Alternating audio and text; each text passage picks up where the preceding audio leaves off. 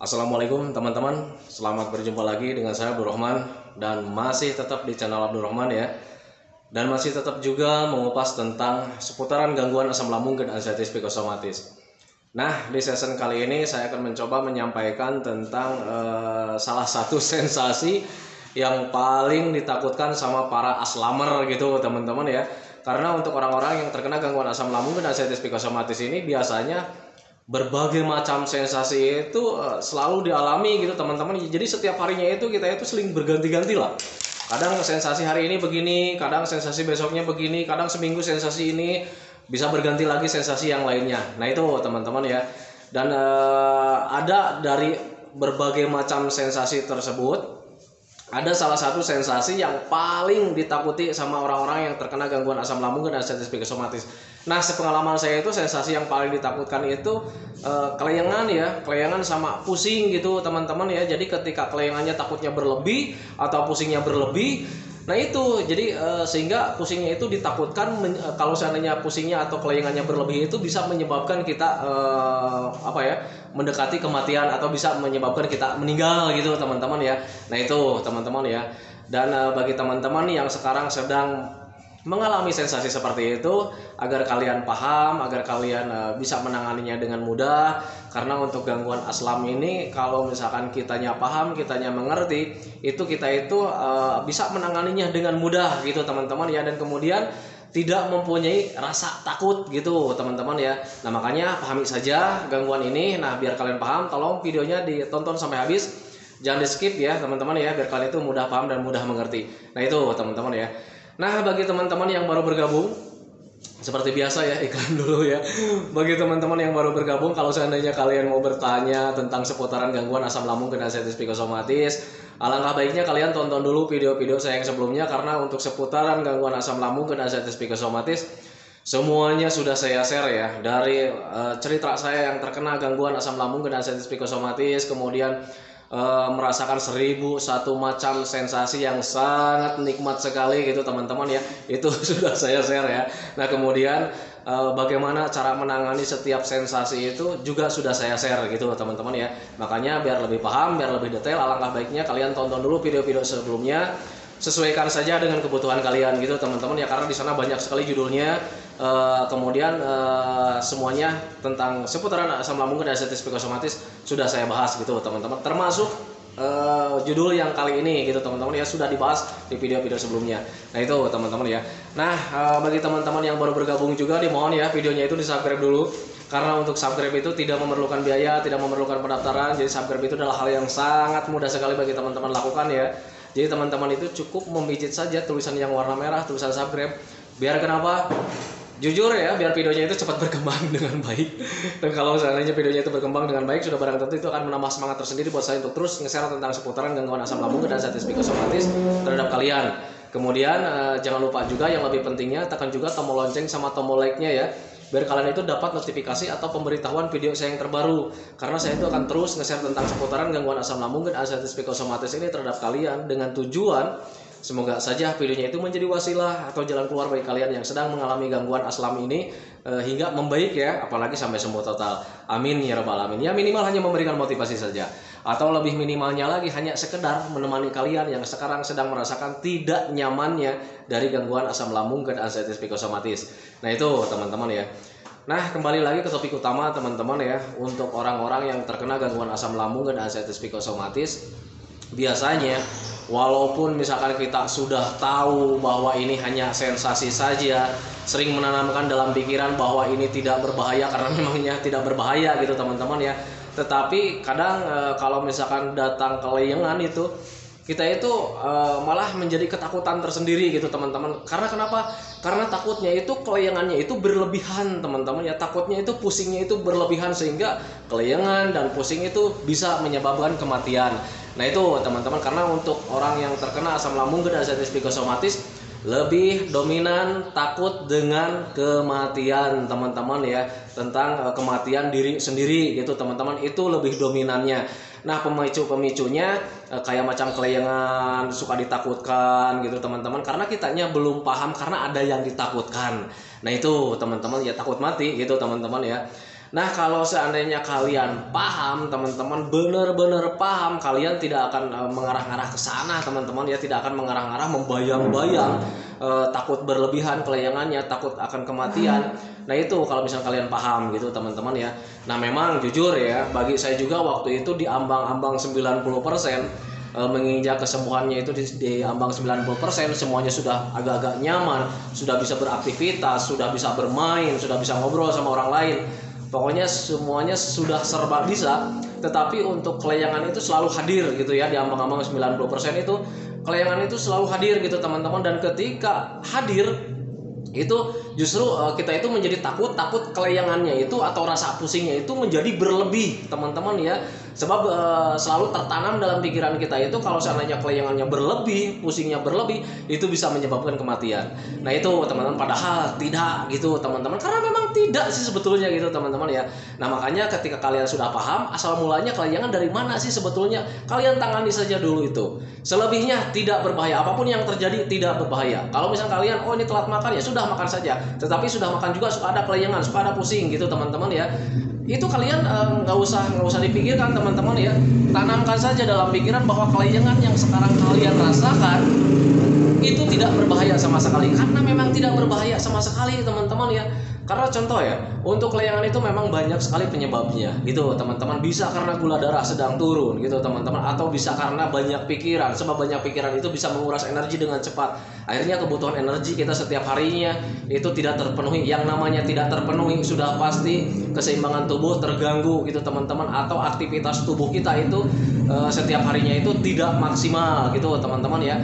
Dan kemudian kelayangan juga bisa diakibatkan tadi gizinya sudah, kalau misal kekurangan gizi bisa gitu, teman-teman ya, karena banyak pikiran juga bisa gitu, teman-teman ya.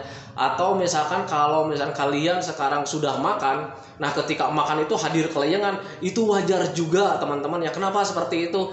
Karena memang semua sistem saraf, aliran darah, sistem saraf, semuanya sedang terfokus sama pencernaan, untuk membantu pencernaan gitu, teman-teman ya.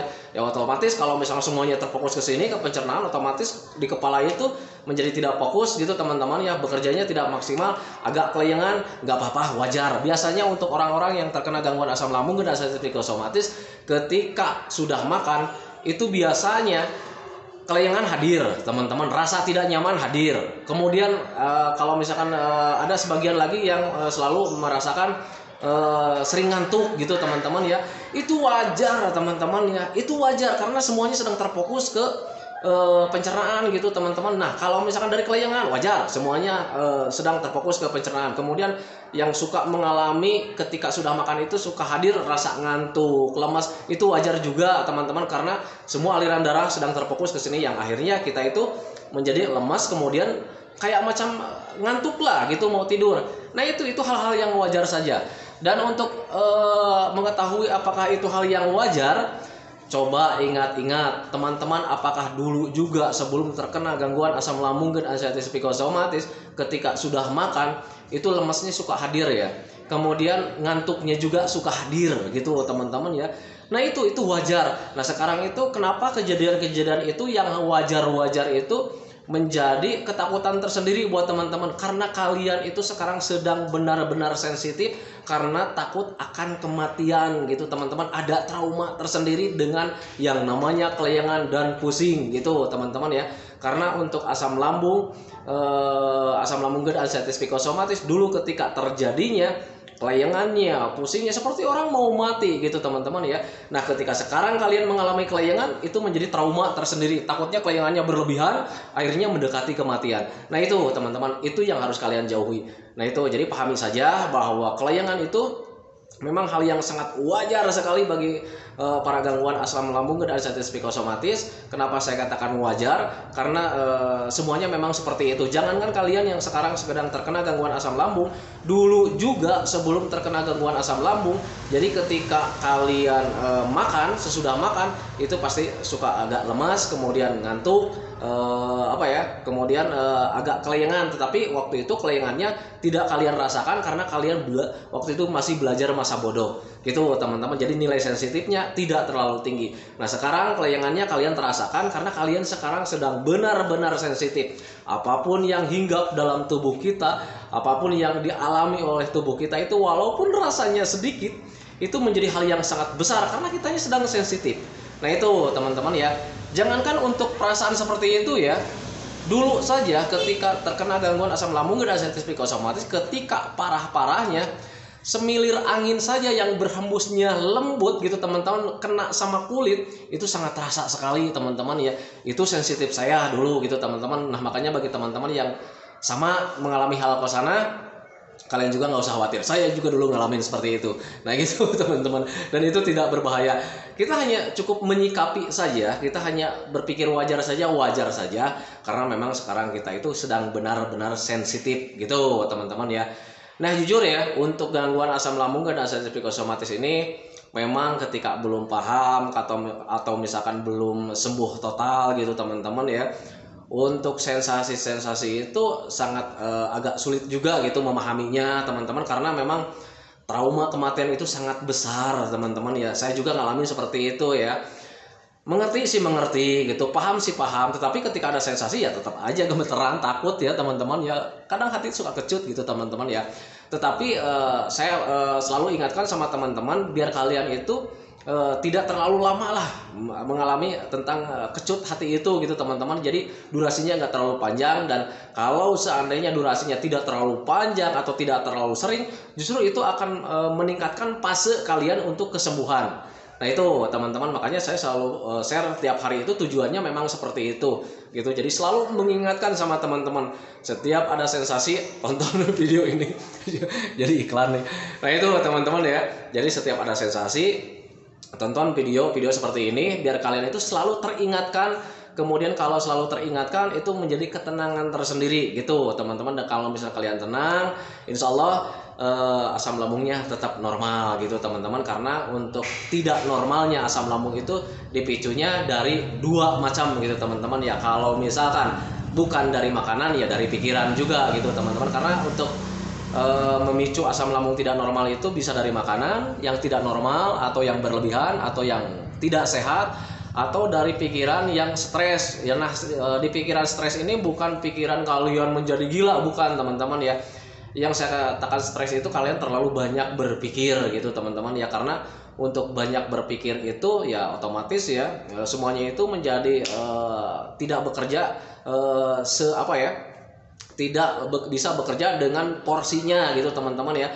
Yang namanya berlebihan kan memang tidak baik juga gitu teman-teman. Untuk pikiran juga sama lah. Kalau misalnya pikirannya terlalu berlebih gitu teman-teman, sering berpikirnya itu menjadi pemikir keras gitu teman-teman ya. Ya otomatis pikiran kita akan terganggu teman-teman, jadi ngaco, jadi nilai sensitifnya akan lebih tinggi lagi. Apa yang terjadi terpikirkannya itu dengan sangat besar sekali. Nah itu teman-teman, makanya pahami saja ke sana. Nah itu teman-teman ya, untuk kelayangan, bagi teman-teman yang masih mengalami kelayangan atau pusing-pusing sedikit, wajar lah, itu yang namanya asam lambung memang seperti itu. Untuk kelayangan itu saya juga dulu justru paling agak lama gitu teman-teman. Kenapa? Karena memang kitanya sedang merasa sensitif, jadi semuanya itu serba terganggu lah. Imun kita terganggu gitu teman-teman, gula darah cepat turun naik gitu teman-teman ya. Karena memang bisa dipicunya itu ya kalau misalkan nggak dari pencernaan, dari makanan, bisa juga dari pikiran. Nah itu memang agak sulit sekali ya untuk mengalihkan pikiran, itu agak sulit sekali. Tetapi kalau misalkan kalian biasakan dari sekarang bahwa ini hanya permainan pikiran, bahwa ini dari pikiran negatif harus dihindari, ya kalian nanti akan tenang sendiri gitu teman-teman. Kalau misalnya ditanamkan dalam pikiran ini cuma permainan pikiran saja, nah itu teman-teman, itu akan membuat kalian tenang. Nah kemudian bantu dengan sering melakukan hobi-hobi yang menyenangkan. Ini hobi-hobi yang menyenangkan itu setiap video kalau misalnya kalian cermati, kalau misalnya kalian telaah, itu setiap kali saya membuat video itu selalu bilang lakukan hobi-hobi yang menyenangkan, lakukan hobi-hobi yang menyenangkan. Karena cuman itu ya untuk mengalihkan pikiran-pikiran negatif. Jadi kita itu tidak terfokus selalu ke arah-arah penyakit atau arah-arah yang berbahaya atau berarah-arah ke berandai-andai. Nah itu teman-teman, makanya saya selalu bilang ayo lakukan hobi yang menyenangkan, ayo lakukan hobi yang menyenangkan. Karena hobi-hobi yang menyenangkan itu obat yang paling mujarab gitu teman-teman. Itu pengalaman saya, karena di channel ini dari pertama sampai sekarang juga saya memang tidak memakai obat-obatan, tidak memakai herbal-herbalan, karena untuk gangguan asam lambung dan asam psikosomatis ini sebetulnya gangguan biasa, gangguan rumahan yang hanya butuh pemahaman saja. Obatnya hanya butuh pemahaman teman-teman ya. Kalau kalian sudah paham, kalau kalian misalkan sudah mengerti tentang gangguan asam lambung dan asam psikosomatis ini, kalian nanti akan mempunyai metode 3P. Nah, metode 3P itu lahirnya karena memang dari pemahaman. Contoh lah kayak macam begini. Kita rusak pencernaan kita, atau misal kita terganggu pencernaannya, ya logikanya dari mana? Yang mengganggu pencernaan itu kan bukan apa ya, bukan barang-barang di luar kayak macam ember lah, gayung lah, enggak kan dia seperti itu. Yang pasti merusaknya karena memang selalu yang berhubungannya itu pasti dengan makanan teman-teman ya. Nah itu jadi pasti dari makanan. Nah makanya di situ lahir yang pertama itu pola makan, dari mulai jam makan sama jenis makanannya itu diatur. Nah kemudian karena memang misalkan gangguan ini karena memang kurang istirahat misalkan gitu teman-teman ya, akhirnya pemikirannya banyak sekali gitu teman-teman ya, karena sering bergadang, karena sering bekerja di larut malam, untuk tidurnya kurang apa ya, kurang lelap gitu, tidurnya istirahatnya kurang, nggak 8 jam dalam satu malam. Nah itu makanya lahirnya pola yang kedua, yaitu pola hiduplah kayak orang-orang sehat gitu teman-teman ya. Tidurnya 8 jam dalam satu malam, kemudian olahraganya minimal 30 menit dalam sehari. Nah itu ya teman-teman ya, itu lahirnya 3P itu justru dari pemahaman. Makanya pahami saja. Untuk 3P itu sebetulnya kalian itu tanpa dikasih tahu juga, kalau seandainya kalian paham dengan penyakit ini, paham dengan gangguan ini, maka 3P itu bisa lahir teman-teman. Makanya lihat channel-channel orang lain. Ada yang bilang 4P katanya. Ada bahkan juga yang bilang 5P gitu teman-teman ya. Itu sangat banyak sekali, karena untuk pola dan metode itu bisa lahir kalau misalkan kalian paham gitu teman-teman ya. Dan untuk 3P itu mungkin kalian bisa menjadi 2P mungkin. Nah itu teman-teman ya, itu mungkin cara Anda gitu teman-teman ya. Tetapi cara saya waktu itu, karena memang ketika tahu bahwa ini dari makanan, ya sudah, pola makan berarti hadir ya. Kemudian karena saya dulu sering begadang, sering bekerja sampai larut malam, ya sudah lahir yang kedua, pola hidup gitu teman-teman ya. Dulu kan jarang olahraga, tidurnya kurang juga, pola hidup. Nah kemudian ketika hadir pemikiran-pemikiran negatif, tidak berpikir wajar, nah makanya lahir juga pola yang ketiga, yaitu pola pikir. Nah itu teman-teman ya, jadi ketiga-tiganya saya laksanakan, dan ketika sudah yang ketiga-tiganya dilaksanakan, alhamdulillah ya, banyak sekali kemajuan gitu teman-teman ya. Yang di awal-awal memang jujur ya, waktu di pertama kali saya terkena gangguan asam lambung dan asam psikosomatis, ketika menjalankan 3P itu perubahannya enggak terlalu signifikan, enggak terlalu banyak.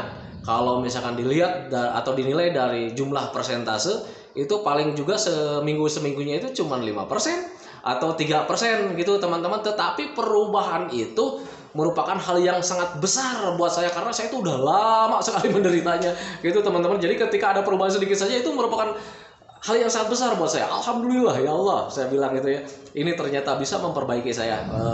Seandainya kalau misalkan saya jalani seterusnya, pasti akan lebih baik. Karena waktu itu ketika menjalankan sebentar saja 3P, itu ada perubahan ya. Dan itu semakin yakin sama diri saya sendiri waktu itu, ternyata ini bisa disembuhkan kalau seandainya saya jalankan terus-menerus. Pasti gangguan ini akan mudah hilang gitu teman-teman, tergantikan dengan yang namanya sembuh total gitu teman-teman ya. Nah itu makanya pahami saja ke sana. Nah itu teman-teman video dari saya tentang kelayangan yang paling kalian takuti. Memang kita kalau misalnya datang kelayangan diambang-ambang 90%. Kalau misalnya datang kelayangannya itu suka membuat kita takut tersendiri gitu teman-teman ya. Karena apa? Karena kita itu tidak ingin kelayangannya itu berlebih, pusingnya itu berlebih, karena kita itu selalu berpikir bahwa kelayangan berlebih, pusing berlebih itu bisa menyebabkan kematian. Tidak seperti itu teman-teman ya. Yakinkan dalam pikiran kalian, yakinkan dalam hati kalian bahwa semua ini hanya sensasi saja. Nah biar tidak kelayangan saat biar tidak berpikir ke arah kematian saat ada kelayangan datang, kalian tanamkan saja dalam pikiran bahwa ketika kelayangan itu tidak akan menyebabkan apa-apa. Karena memang tidak menyebabkan apa-apa teman-teman. Yang harus kalian lakukan adalah ketika ada kelayangan, ya sudah, duduk saja santai, kalian minum air hangat pelan-pelan, kemudian tanamkan dalam pikiran kalian, tanamkan dalam hati kalian bahwa ini akan terlewati, ini tidak akan menyebabkan kematian, karena memang tidak akan menyebabkan kematian. Nah itu teman-teman ya, pahami saja ke sana. Yang harus kalian lakukan adalah tetap makan, tetap minum, jaga jenis makanannya, minumnya minimal 8 gelas dalam sehari, kemudian cari-carilah kebahagiaan, karena kebahagiaan itu adalah obat yang paling utama teman-teman ya. Makanya saya selalu bilang, ayo jalan-jalan menyenangkan di pagi hari, biar kalian itu olahraganya dapat, fresh pikirannya dapat, cuci matanya dapat, kebahagiaannya dapat, semuanya dapat teman-teman. Olahraga yang paling bagus itu untuk para aslam itu bukan angkat besi, bukan angkat beban yang terlalu besar, bukan, tetapi hanya jalan-jalan menyenangkan. Nah itu teman-teman, itu pengalaman saya. Nah itu teman-teman videonya, semoga saja videonya itu menjadi wasilah buat kalian. Semoga saja kalian itu cepat kembali lagi kayak dulu, kesehatannya, emosinya, hasratnya, rasa moodnya, semuanya yang tentang Anda yang dulu itu semoga saja cepat kembali lagi, karena keadaan yang dulu itu sangat dirindukan sekali. Nah itu teman-teman ya. Kemudian doakan saya juga agar saya itu tetap sehat, tetap kuat, tetap ceria, agar masih bisa tetap menemani kalian. Nah itu teman-teman ya, sentikan videonya teman-teman ya. Assalamualaikum warahmatullahi wabarakatuh.